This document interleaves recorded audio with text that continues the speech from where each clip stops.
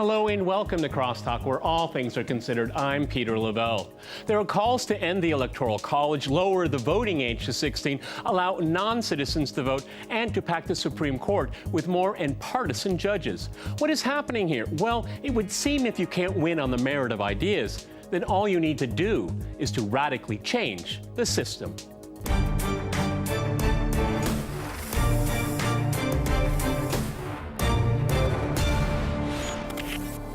Cross-talking the Democrats' grand vision, I'm joined by my guest, Jen Kearns in New York. She is a GOP strategist and contributor to The Hill and The Daily Caller. In Baltimore, we cross to Wendy Osefo. She is a professor and political commentator. And in Washington, we cross to Bruce Fein. He is a constitutional lawyer and a former associate deputy attorney general under President Ronald Reagan. All right, crosstalk rules in effect. That means you can jump in anytime you want, and I always appreciate it. Wendy, let me go to you. I mean, I mentioned the Electoral College, lowering the voting age, packing the court. I should have also thrown in the Green New Deal. I think you would make FDR and LBJ blush. You guys have a lot of ambitions. Is this because you believe in expanding the franchise, or because you can't get your way with the current system that exists? You just want to change the system to attain power and keep it. Go ahead, Wendy.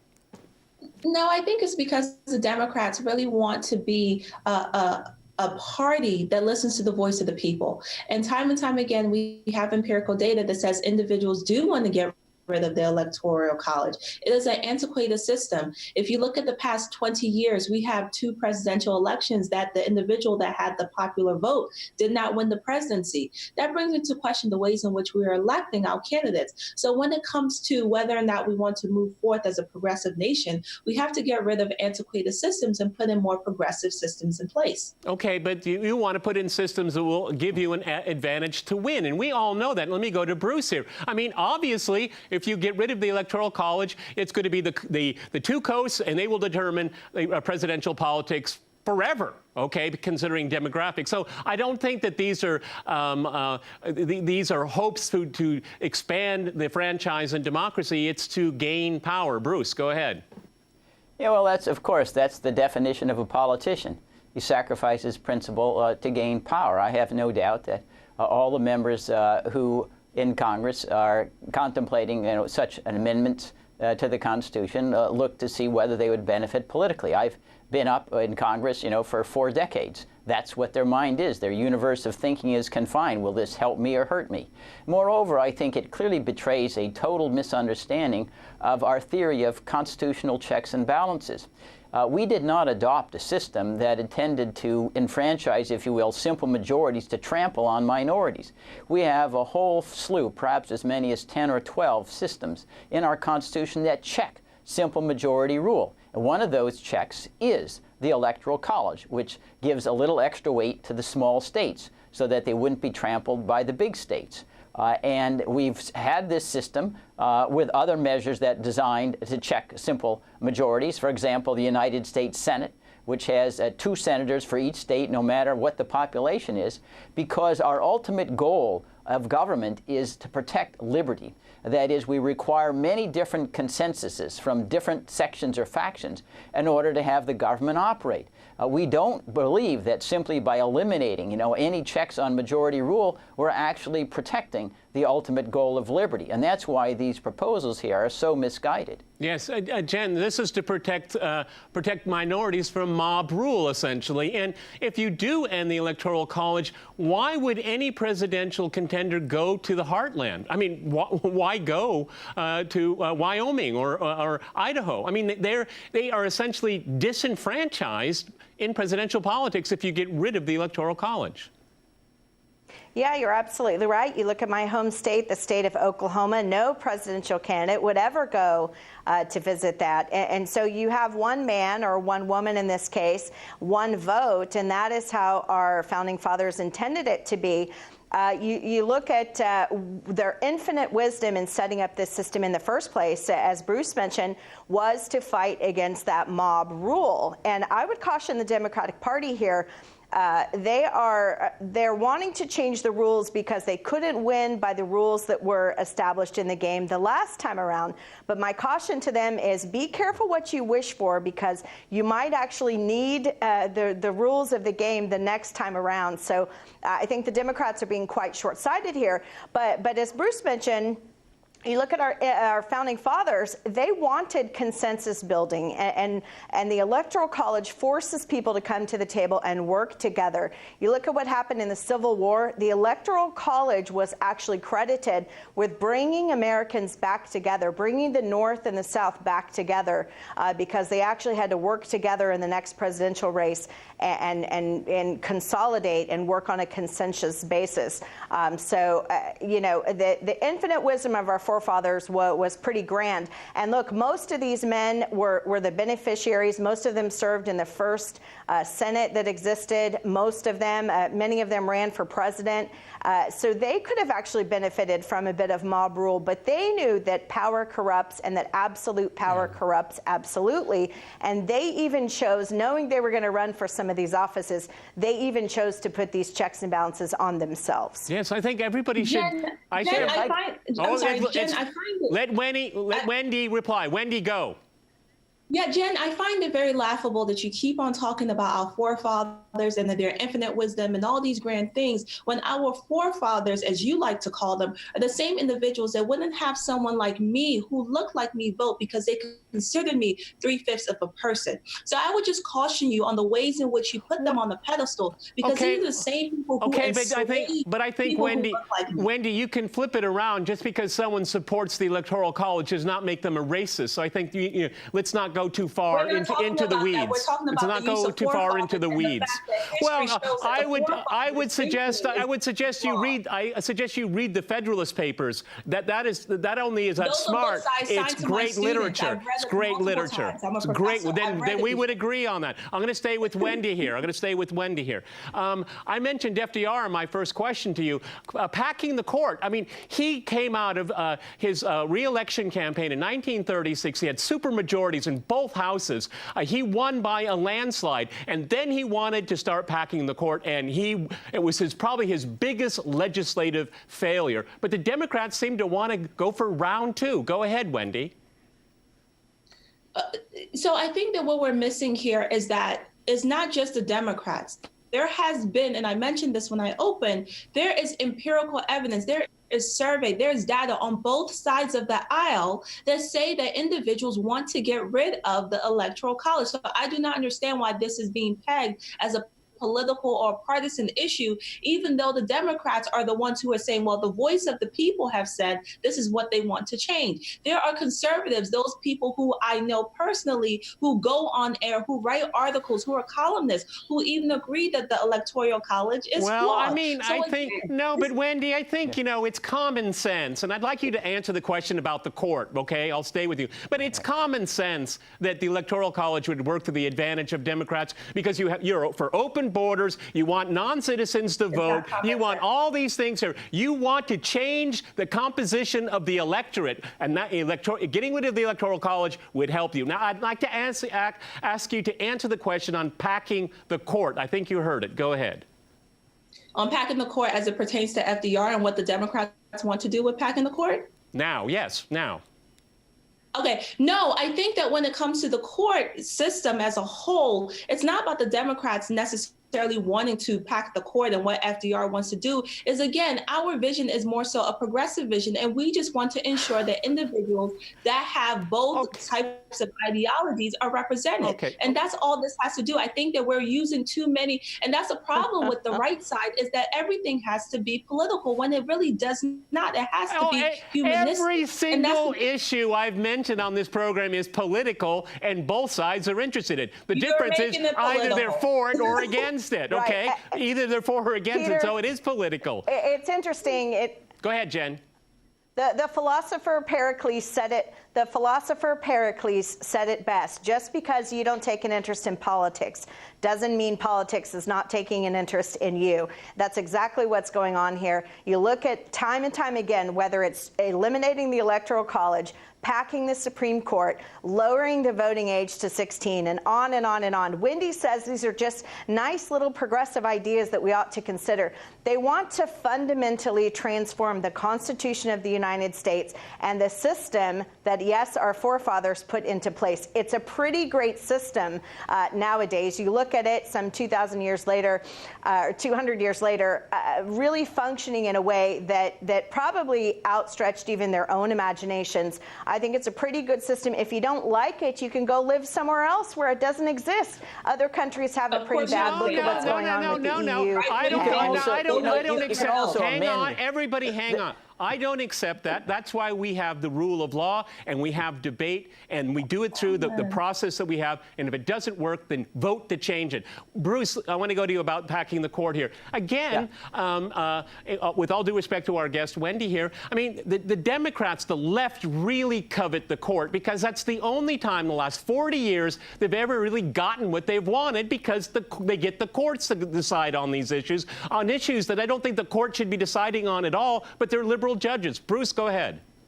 Well, that's what they obviously want to do, is pack the court with liberal justices. It's not because they believe that the current court in some sense is not unrepresentative. You have 3 women. You have different faiths on the court.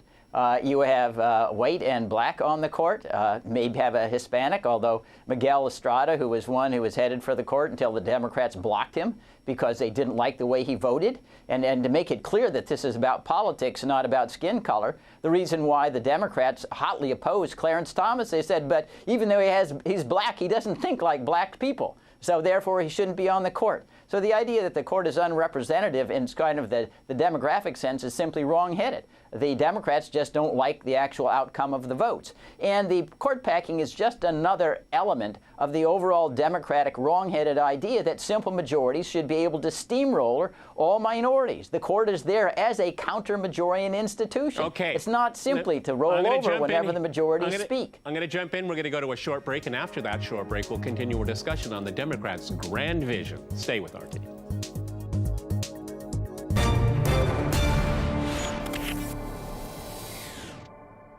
Welcome back to Crosstalk, where all things are considered. I'm Peter Lavelle. To remind you, we're discussing the Democrats' grand vision.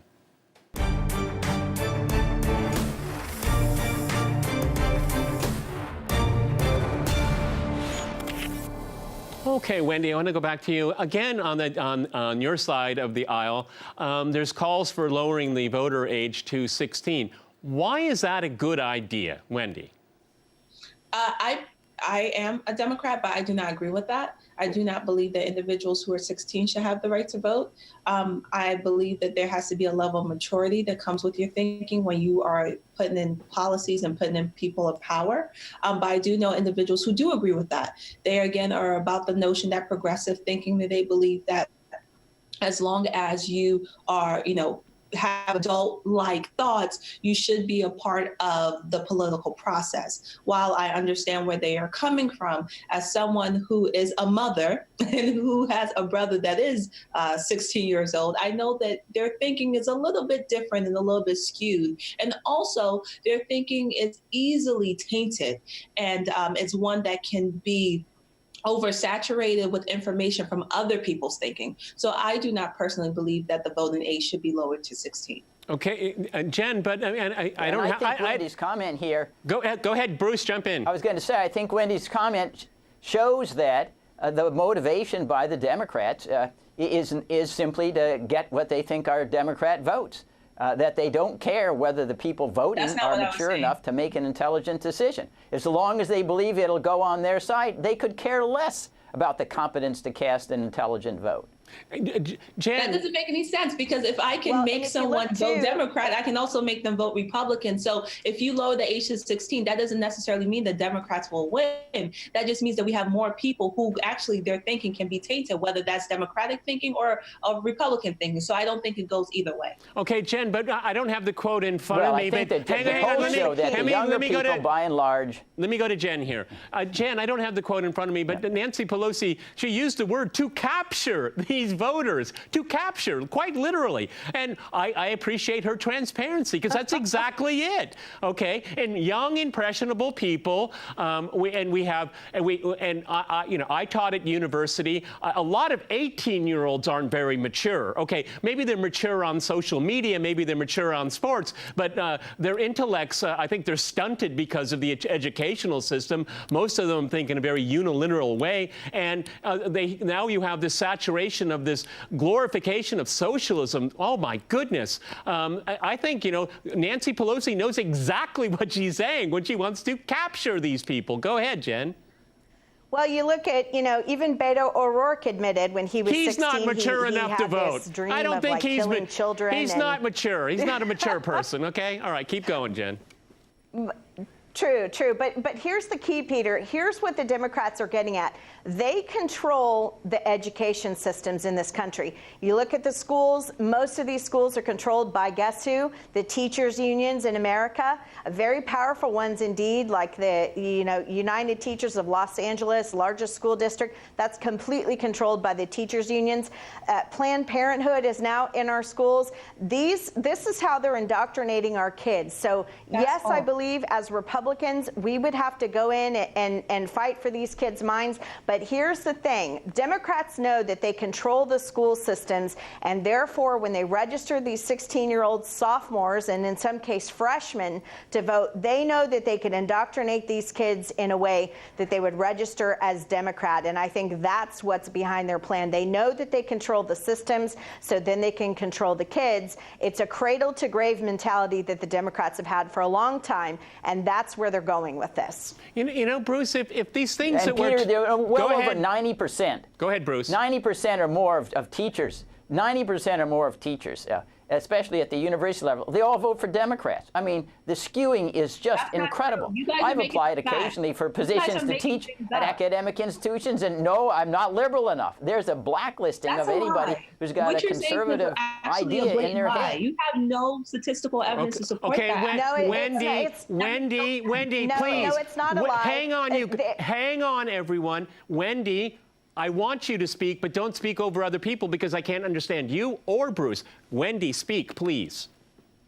What Bruce and what Jen is saying is a lie. They are just spewing false evidence on your show with no statistics to back it up. Actually, when you looked at the demographics for who voted for Trump, when you broke it down to academics, there were more individuals in the academic sector who voted for Donald Trump in 2016 than there were individuals who voted for Hillary Clinton. That is a fact. I'm sorry. Hang on. Can you clarify? I'm sorry.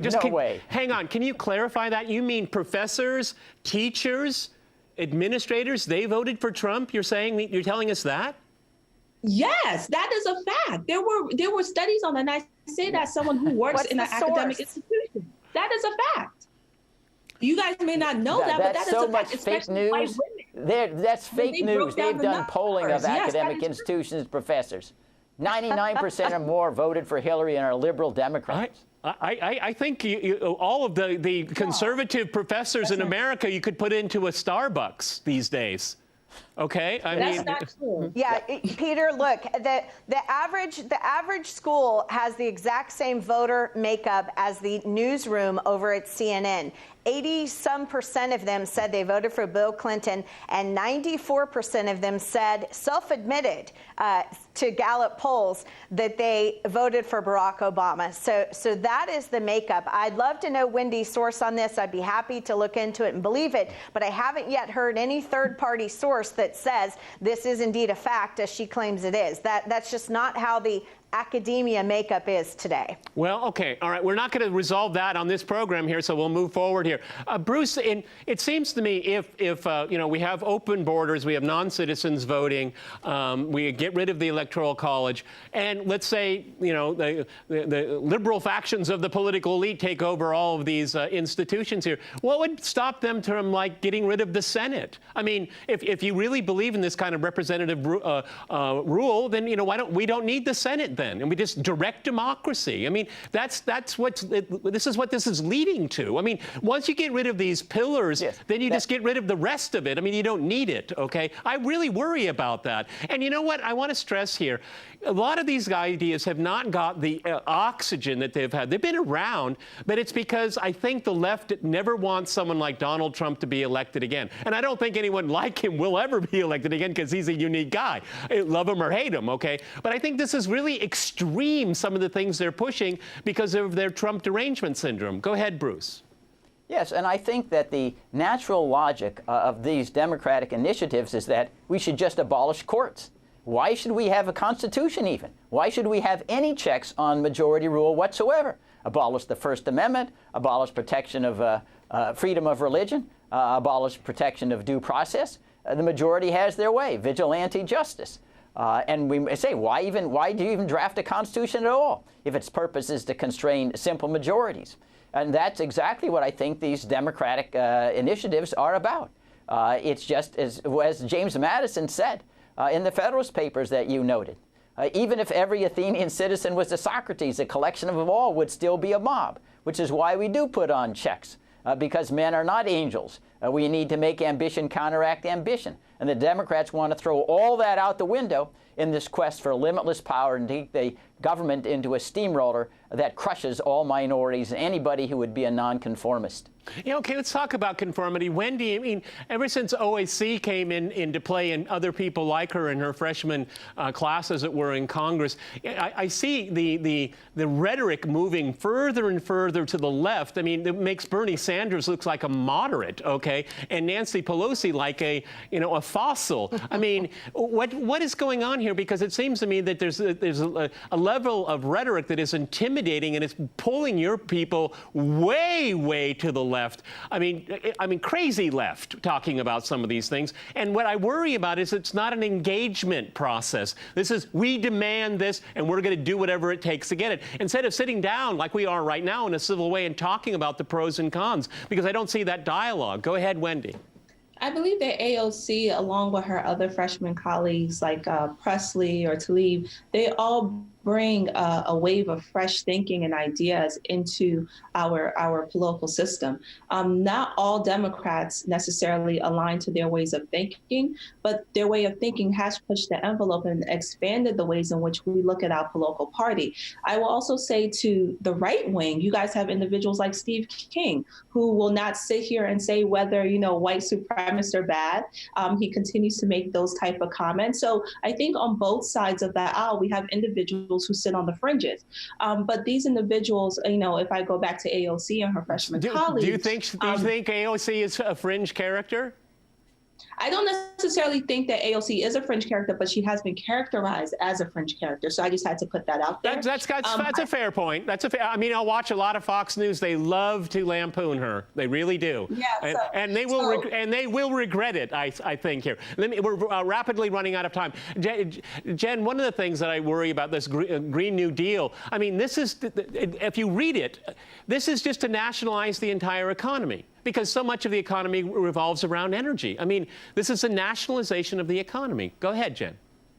Right. Well, you look at the left, they've tried to demonize, tobacco. They've tried to demonize cars. They've tried to demonize now airplanes and fossil fuels, you name it. Look, cows. Cows. And it was just National Agriculture Day yesterday, the poor cows. But look, I think the key here is AOC's hypocrisy. That's what I thought was the funniest part. Here's a young lady who spent up to $30,000 on her campaign on bills for Uber and Lyft and rideshare services when there was a subway 135 feet from her own front door. Yet she chose to take the car by herself on up to, I think it was like 2,000 trips. She also didn't choose to take an Amtrak train when she went to D.C. Jen, let me jump in here. She chose to fly in a big airplane. Let me jump in here. I'm going to give the last 25 seconds to Wendy out of fairness. Go ahead, Wendy. Yeah, I just think that's laughable when you guys voted for a man who goes every Friday to Florida to play golf. So yes, we have politicians who do things. But our party's not the party pushing environmental policies. When the president doesn't even do his job. Okay, we're going to end on that simple. note. Fascinating discussion. I wish we had another half an hour. Many thanks to my guests in New York, Washington, and in Baltimore. And thanks to our viewers for watching us here at RT. See you next time. And remember, crosstalk rules.